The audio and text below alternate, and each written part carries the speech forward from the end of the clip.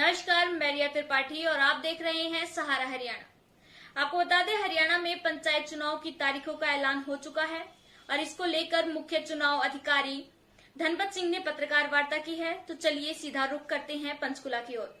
32,609 mail हैं और 56,10,272 female और 192 ट्रांसजेंडर हैं। तो कोई नहीं। तो आज की इस घोषणा के साथ मॉडल कोड ऑफ कंडक्ट लागू हो जाएगा। जैसे कि आप जानते हैं, मॉडल कोड ऑफ कंडक्ट में किसी भी जो सरकारी अधिकारी या कर्मचारी जो चुनाव से किसी भी रूप से जुड़ा हुआ है, पंचायत चुनाव से, उसको उसकी transfer present place of posting से इलेक्शन कंप्लीट होने तक नहीं की जाएगी। एजुकेशनल क्वालिफिकेशन आपको याद है, 2016 के चुनाव में राज्य सरकार ने, डिपार्टमेंट ने कुछ क्वालिफिकेशन फिक्स की थी और वो सुप्रीम कोर्ट तक अपहोल्ड हुई थी, तो वही रहेंगी। पंच के लिए अनरिजर्व कैटेगरी के लिए 10वीं पास है, विमेन और एससी के लिए 8वीं पास है, एससी विमेन के लिए 5वीं पास है। सरपंच के लिए 10वीं पास है, विमेन के लिए 8वीं, एससी के लिए 8वीं और एससी विमेन के लिए भी 8वीं पास है। मेंबर पंचायत समिति के लिए 10वीं, 8वीं और 8वीं। इसी तरह मेंबर जिला परिषद के लिए भी 10वीं, 8वीं और 8वीं। हालांकि इस बार बैकवर्ड क्लासेस ए के लिए भी रिजर्वेशन का प्रावधान किया गया है, लेकिन उनके लिए एजुकेशनल क्वालिफिकेशन जो अनरिजर्व वाली है वही रहेगी। सिक्योरिटी डिपॉजिट पंच के लिए 250 रुपए है अनरिजर्व के लिए और 125 है women, SC and backward classes के लिए। सरपंच के लिए 500 रुपए है अनरिजर्व के लिए और 250 है जो रिजर्व कैटेगरीज है। मेंबर पंचायत समिति के लिए 750 रुपए और बाकी कैटेगरीज के लिए उसका आधा 375 रुपए। इसी तरह मेंबर जिला परिषद के लिए 1000 रुपए और बाकी कैटेगरीज के लिए 500। एक्सपेंडिचर लिमिट पंच के लिए 50,000 रुपए, सरपंच के लिए 2 लाख रुपए, मेंबर पंचायत समिति के लिए 3,60,000 रुपए और मेंबर जिला परिषद के लिए 6 लाख रुपए रखी गई है। इस सारे काम में पूरे स्टेट के में 38,000 पोलिंग पर्सनल, जिसमें ROs, AROs, additional ROs, supervisory staff, presiding officers, polling officers और दूसरा स्टाफ लगेगा for smooth conduct of these elections. तो पुलिस डिप्लॉयमेंट आप जानते ही हैं कि जो हर एक पोलिंग बूथ पे नॉर्मली 2 पुलिस ऑफिशियल्स होते हैं और कांस्टेबल, और जहाँ पे सेंसिटिव और हाइपर सेंसिटिव है वहाँ पे 1-1 या 2-2 अलग से दिए जाते हैं। तो चूंकि पूरे स्टेट में फोर्स की अवेलेबिलिटी एक साथ इतनी नहीं हो सकती थी, जनरल पुलिसिंग के लिए भी चाहिए, इसलिए अभी पहले फेज में हम 10 जिलों का हम चुनाव कराने जा रहे हैं। जिलों का नाम मैं आपसे आगे शेयर करूंगा। ईवीएम्स जो है इसमें सरपंच, पंचायत समिति और जिला परिषद, इनके लिए ईवीएम्स यूज होंगी M2 टाइप, जो पहले विधानसभा में यूज होती थी, अब M3 हो गई है, बट पहले M2 टाइप विधानसभा लोकसभा में यूज होती, वही होंगी। और लेकिन उसमें वीवीपैट की व्यवस्था नहीं है। और बाकी पंचों के लिए बैलेट पेपर, प्रिंटेड जो बैलेट पेपर होता है और बैलेट बॉक्सेस में जाएंगे, उनका वो होगा। उसके लिए हमने 17,628 बैलेट बॉक्सेस की व्यवस्था करी है और 35,000 ईवीएम्स की व्यवस्था करी है। वैसे हमारे पास ईवीएम्स और भी हैं, बट इतने से हमारा फिलहाल डिपेंड करने से गुजारा हो जाएगा। है जी, नहीं पूरे ये पूरे पूरे ये 35,000। अच्छा सॉरी हाँ, वैसे तो हमारे पास 78,000 के करीब वो जो 38,000 के वो डिप्लॉयमेंट के 10।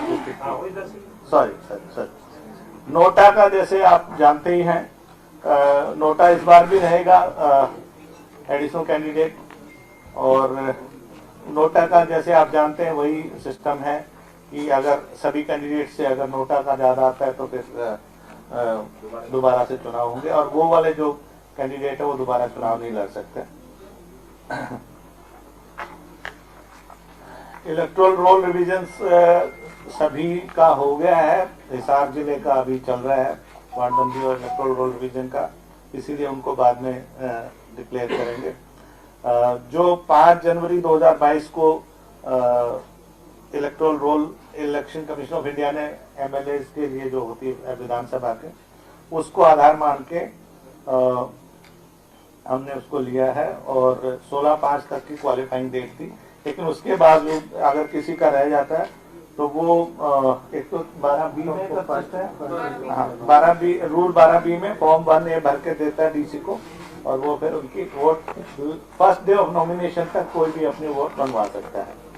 लेकिन वो एसडीएम जो मेंबर लोकसभा जो विधानसभा है उसमें वोटर में वहाँ होना चाहिए, वहाँ होना चाहिए, 12B में भी वहीं पर जाना चाहिए। हाँ वहीं पे होना चाहिए। पहले उसमें विधानसभा में करवाए अपना, फिर यहाँ पे करवा सकते हैं। इलेक्शन ऑब्जर्वर्स रहेंगे जैसे म्युनिसिपल इलेक्शन में ही था, हर एक जिले में एक सीनियर आईएएस ऑफिसर और एक आईपीएस ऑफिसर और एक डीटीसी रैंक का अधिकारी एक्सपेंडिचर ऑब्जर्वर इसमें रहेगा। हाँ जी, 3 प्रदेश, एक तो एक्सपेंडिचर के लिए हो गया, एक पुलिस ऑब्जर्वर हो गया लॉ एंड ऑर्डर के लिए, एक जनरल ऑब्जर्वर। और मेरी आपके माध्यम से सभी मतदाताओं से अपील है कि बढ़ चढ़ के भाग लें अपने, अब उनको मौका मिला है, अपने नुमाइंदे चुने साफ सुथरी छवि वाले, ताकि फिर गांव के जो विकास कार्य हैं वो आगे बढ़ सकें।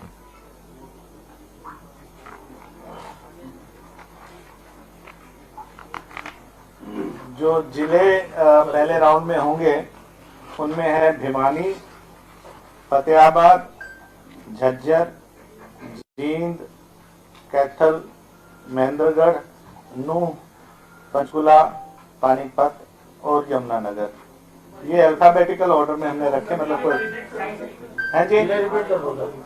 हाँ, भिवानी, फतेहाबाद, झज्जर, जींद, कैथल, महेंद्रगढ़, नूह, पंचकुला, पानीपत और 10वां यमुनानगर।